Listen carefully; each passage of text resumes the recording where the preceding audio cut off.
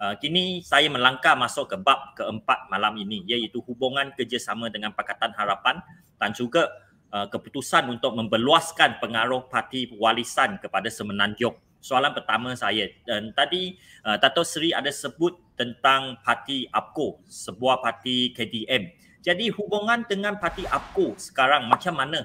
Mereka dilihat lebih dekat dengan Dato' Seri Anwar Ibrahim sekarang dan telah menyertai Pakatan Harapan. Adakah dengan ini hubungan kerjasama di antara APCO dengan warisan telah putus? Boleh Dato' Seri terangkan? Hubungan kita dengan APCO masih ada, bukan tidak ada. Iwan Benedict, ya, Matius Tangau, dia rakan saya di peringkat Negeri Sabah. Tapi dia putuskan untuk menyertai Pakatan Harapan, ya. Itu tidak ada salah dia, itu hak dia, ya. Saya tidak boleh sekat dia untuk menyertai Pakatan Harapan. Dulu kita Pakatan Harapan plus warisan NAPCO, ya. Waktu itu saya katakan warisan, tolak warisan. Kerana saya melihat waktu itu bila saya nak supaya lahirkan satu kerjasama yang rapat, penyatuan Tun Mahathir dengan Anwar tak menjadi kenyataan, saya katakan it's very difficult vehicle. Tapi dalam pada itu, saya dengan Pakatan Harapan sama ada PKR, DAP, Amanah, rakan saya dalam pembangkang, ya. Kalau ada isu berhubung kait dengan kepentingan rakyat, kepentingan negara, kami bersama, ya. Tidak bererti bahawa kita menyokong kerajaan Pakatan Perikatan Nasional, tidak, ya. Kami bersama kerjasama dengan untuk selaku pembangkang mempersoalkan mencadangkan apa yang kerajaan lakukan. Kalau tidak betul, kita akan bersuara, ya. Kalau ada perkara-perkara yang kita nyatakan perlu kita undi bersama, kita undi bersama untuk kepentingan negara dan rakyat. Itu kerjasama yang kita katakan. Tapi secara formal, kita sebagai sebuah parti warisan, we are very independent, ya. Kita tidak terikat setakat ini dengan Pakatan Harapan, dengan Pejuang. Kita tidak terikat dengan mana-mana parti, ya. Cuma saya nyatakan dalam masa terdekat kita akan menterai kerjasama kita dengan parti muda Syed Saddiq yang ada.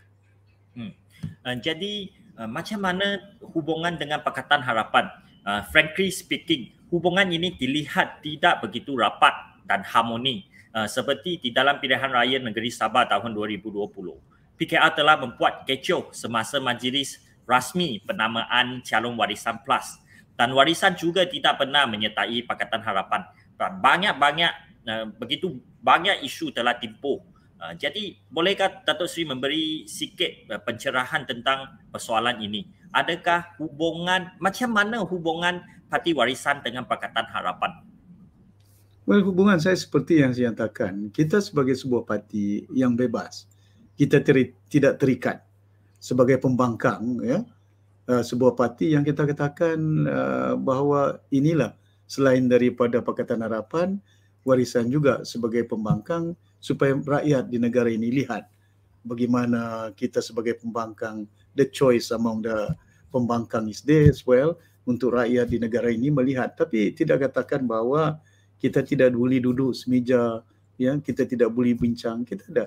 Terkadang itu ada setengah-setengah perkara yang mereka nyatakan what is our stand, this is our stand, ya. Kerana di peringkat negeri Sabah, kerjasama kita di antara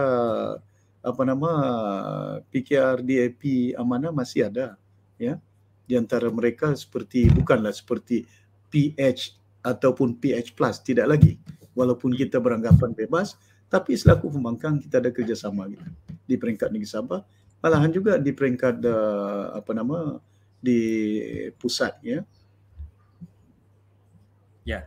Jadi pada bulan Ogos tahun ini yang lalu, Dato' Seri telah buat kali pertama secara terbuka mengumumkan diri sebagai calon bagi jawatan Perdana Menteri dan telah menyebut terdapat satu gentleman's agreement di antara Dato' Seri dengan Dato' Seri Anwar Ibrahim, iaitu jika Dato' Seri berjaya mendapat sokongan yang cukup, Pakatan Harapan mesti menamakan Dato' Seri sebagai calon Perdana Menteri mereka. Walau bagaimanapun, gentleman's agreement ini langsung tidak dapat direalisasikan kerana tiada satu orang pun, tiada sesiapa dari pihak Pakatan Harapan telah secara terbuka mengesahkan terdapat gentleman's agreement ini. Jadi adakah, saya nak tanya kepada Dato' Seri, adakah gentleman's agreement ini betul-betul wujud dan adakah Dato' Seri mempunyai keyakinan untuk menarik sokongan yang cukup supaya kerajaan baru dapat dibentuk pada masa itu? Saya duduk bersama dengan Guan Eng, dengan Mat Sabu, dengan Govin, dengan rakan-rakan lain bila mana kita duduk ya semeja di rumah saya, begitu juga dengan Datuk Seri Anwar Ibrahim di Astana. Ya, bila kita bertemu dengan Tuanku Agong, bila mana Agong nyatakan bahawa dia nyatakan sebelum itu ya, kita katakan dua calon daripada pembangkang ya, myself and Datuk Seri Anwar. Lepas itu bila saya berjumpa dengan Datuk Seri Anwar di Istana, saya katakan we start with the base of 105 ya.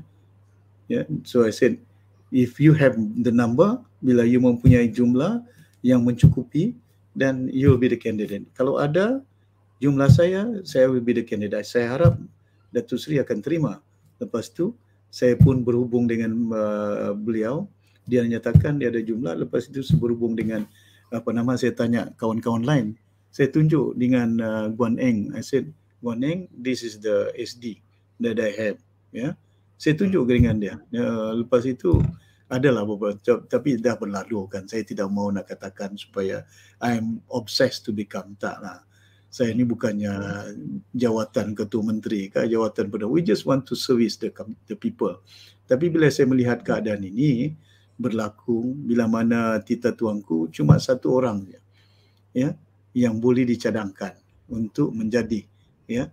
Waktu itu Tunku Razali pun berminat. Tapi bila satu orang, lepas itu Tunku Razali tawarkan diri dia sebagai seorang calon Perdana Menteri ya. Lepas itu Ismail Sabri diputuskan pula oleh Parti UMNO bahawa dia menjadi calon resmi. Jadi dia dapat undi ya. Tapi saya melihat bahawa kalau saya bertanding, mungkin Tun Mahathir, mungkin Muda akan bagi sokongan dengan saya. Mungkin Barubian Masir Gujat dari Sarawak akan sokong dengan saya. Di Tokoh Tambah ada SD daripada Sarawak, 2 orang. Lain daripada Rubin si Barubian dengan Masir Gujat. Ya, begitu juga dengan rakan-rakan saya di Johor, ada di situ yang nak bagi jaminan untuk beri SD. Ada satu lagi di Perak yang bagi juga SD, nyatakan. Dan lepas itu ada seorang yang telefon dengan saya, nyatakan bahawa ada UMNO, YB UMNO yang nakkan ya, ada bahawa Datuk Seri cubalah hubungi dia, ada 4 orang dia cakap yang mungkin minat dengan Datuk Seri bekas naib Presiden UMNO yang boleh memberi sokongan. Tapi bila saya nyatakan I'm no longer the candidate ya, pasal bila kita bincang they claim that Anwar Ibrahim have the number. Are you sure they have the number? I show you my number. Tapi bila keadaan itu berlaku, saya pun faham.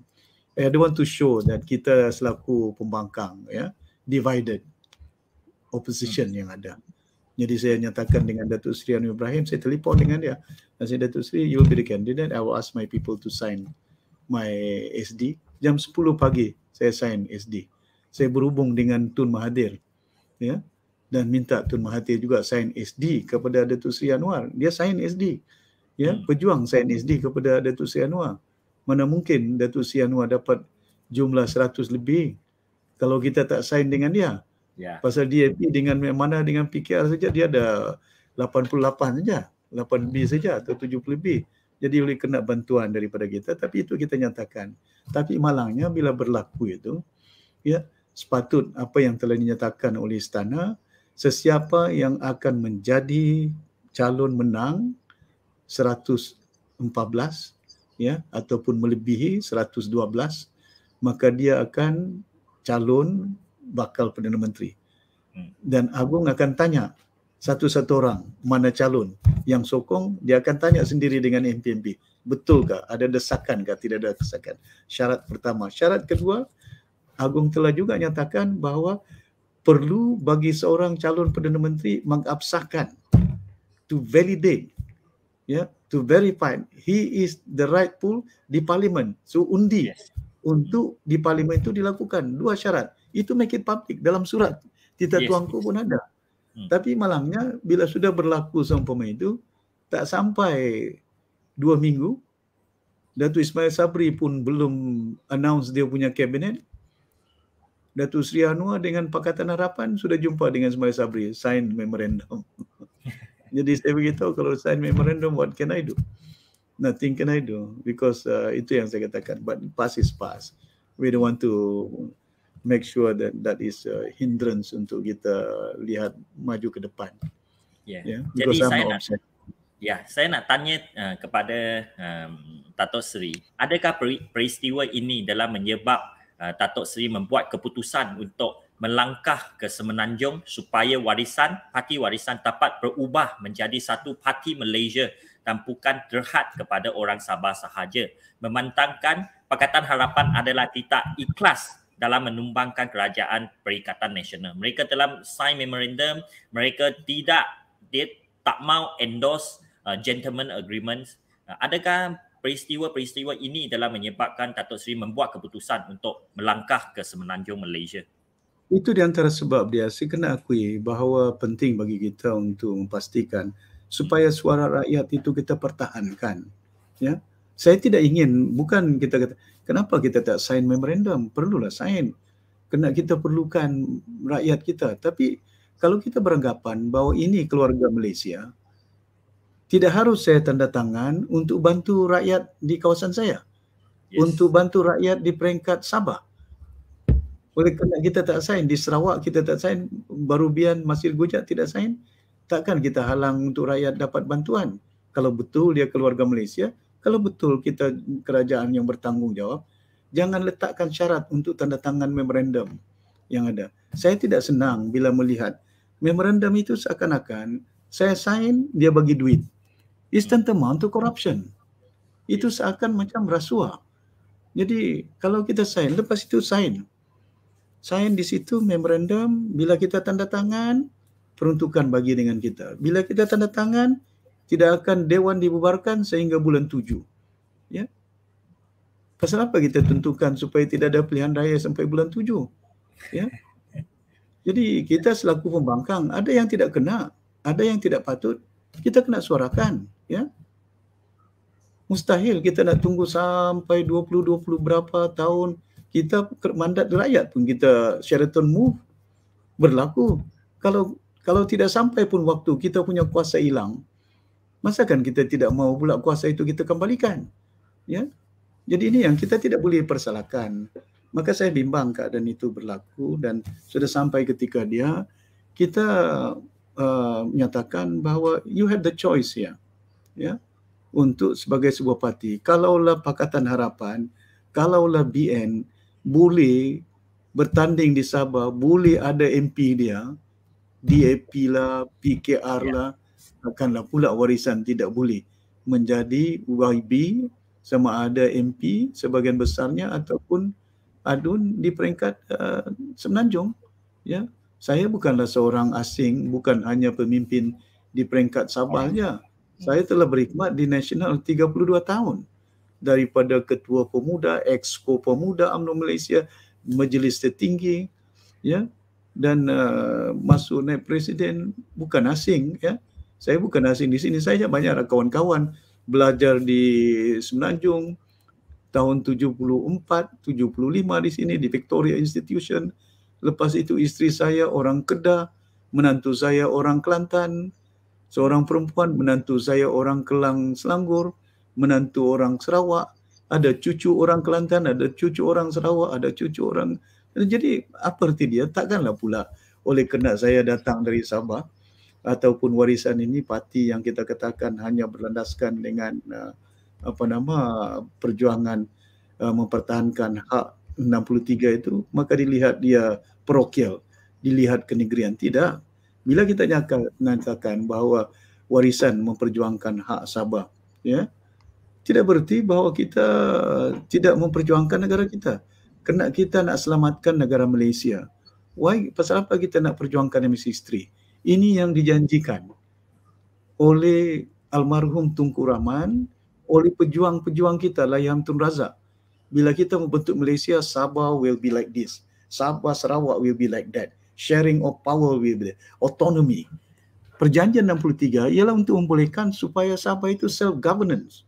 Itu perjanjian. Ya, otonomi dia ada. Ya, tapi malangnya kita dapat melihat keadaan itu tidak menjadi realiti sampai sekarang. Ya. Jadi ini yang membimbangkan sehingga ada suara-suara yang cukup membimbangkan saya. Anak-anak muda di Sarawak bayangkan nak independen lah, di Sabah juga nak independen.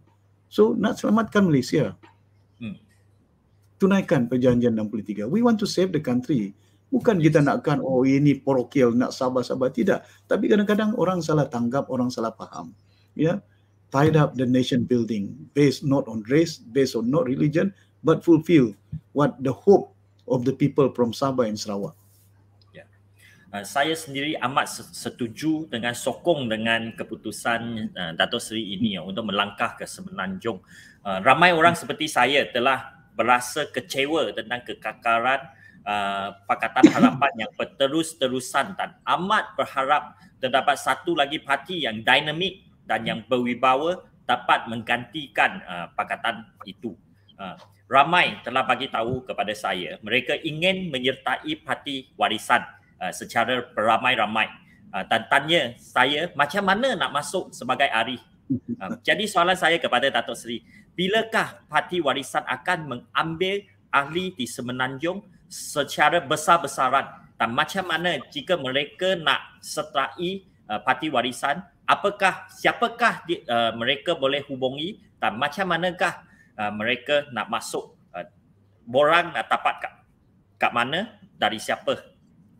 Yeah. Dato' Seri. Dan kita sebenarnya ada pejabat sementara kita di sini dan kita akan lancarkan parti warisan di Semenanjung ini dalam tahun ini juga.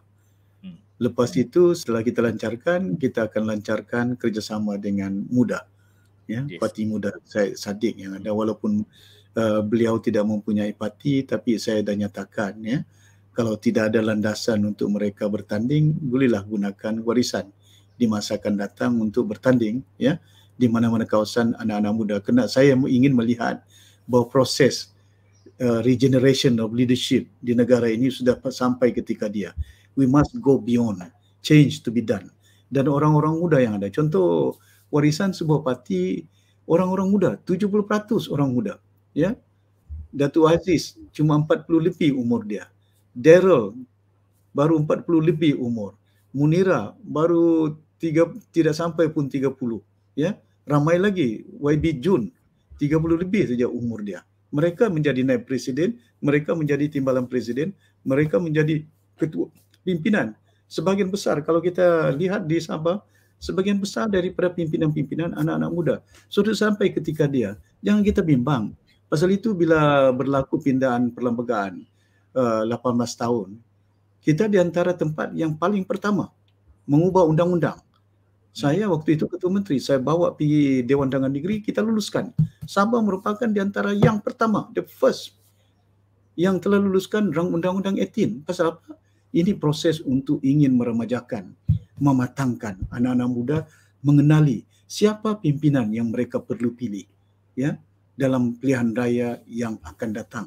Bukan berdasarkan dengan parti semata-mata, ya. Orang Melayu tidak akan mati kalau tidak ada UMNO. Islam tidak akan mati kalau tidak ada PAS. Orang Cina tidak akan mati kalau tidak ada DAP, ya. Itu yang kita harus lihat. Kita memilih pimpinan bukan semata-mata parti. Kalau seorang kita pilih parti itu, maka tidak boleh berkhidmat kepada kawasan dia, tidak ada erti dia. Kita bagi dia undi, lepas itu mandat dia jual. Itu yang kita tidak baik, ya. Kita bagi modal, kita katakan bagi modal, bagi watika, kita bagi mandat kepada dia, lepas itu dijual.